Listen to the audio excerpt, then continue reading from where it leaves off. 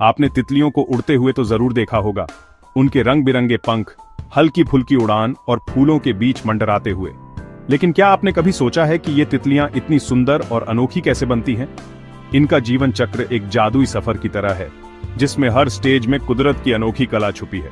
आज हम जानेंगे तितली के जीवन के उन सीक्रेट स्टेजेस को, जिनके बिना ये खूबसूरत जीव कभी जन्म ही नहीं ले पाते।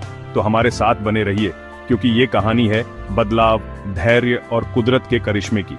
तितली का जीवन एक छोटे से अंडे से शुरू होता है। एक माँ तितली बड़ी सावधानी से अपने अंडे एक खास पत्ते पर देती है, जिसे होस्ट प्लांट कहा जाता है। ये पत्ता ही आगे चलकर कैटरपिलर का पहला खाना बनता है। ये अंडे इतने छोटे होते हैं कि कई बार इन्हें देख पाना भी मुश्किल होता है। कभी कभी तो ये एक पिनहेड जितने छोटे होते हैं, लेकिन इन छोटे अंडों के अंदर एक नई जिंदगी पल रही होती है। कुछ दिनों के बाद अंडे से एक नन्ही भूखी कैटरपिलर बाहर निकलती है। इस स्टेज को लार्वा कहते हैं। जैसे ही वह बाहर आती है, उसका पहला काम होता है खाना ढूंढना। कैटरपिलर का असली काम है खाना, खाना और बस खाना।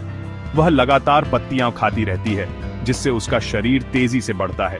जितना ज्यादा वह खाती है, उतनी ही जल्दी वह बड़ी होती जाती है। जैसे जैसे कैटरपिलर बड़ी होती है, उसे कई बार अपनी स्किन बदलनी पड़ती है।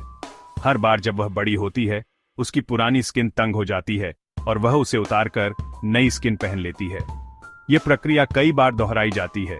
जब कैटरपिलर पूरी तरह से बड़ी हो जाती है, तो वह एक शांत और सुरक्षित जगह ढूंढती है।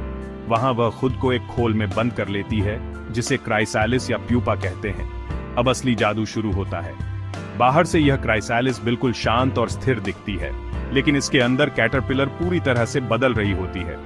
उसकी पुरानी बनावट टूटती है और एक नई तितली का निर्माण शुरू हो जाता है। इस अद्भुत ट्रांसफॉर्मेशन को मेटामॉर्फोसिस कहते हैं। यह प्रकृति का सबसे बड़ा चमत्कार है, जिसमें एक साधारण कैटरपिलर एक रंगीन तितली में बदल जाती है। कई दिनों या हफ्तों के बाद जब बदलाव पूरा हो जाता है, तो क्राइसैलिस से एक नई सुंदर तितली बाहर निकलती है। यह पल बहुत खास होता है, मानो कोई नया जीवन जन्म ले रहा हो। तितली के पंख शुरुआत में बहुत नरम और गीले होते हैं। वह धूप में बैठकर अपने पंखों को सूखने देती है, ताकि वे मजबूत हो जाएं और वह अपनी पहली उड़ान भर सके। अब तितली पूरी तरह तैयार है। वह फूलों का रस पीती है, साथी ढूंढती है और फिर से जीवन चक्र शुरू करती है। हर तितली की कहानी में यही बदलाव और सुंदरता छुपी है ना कुदरत कमाल की? तितली का जीवन चक्र हमें सिखाता है कि बदलाव ही जीवन का असली रंग है और हर बदलाव में छुपा है एक नया चमत्कार।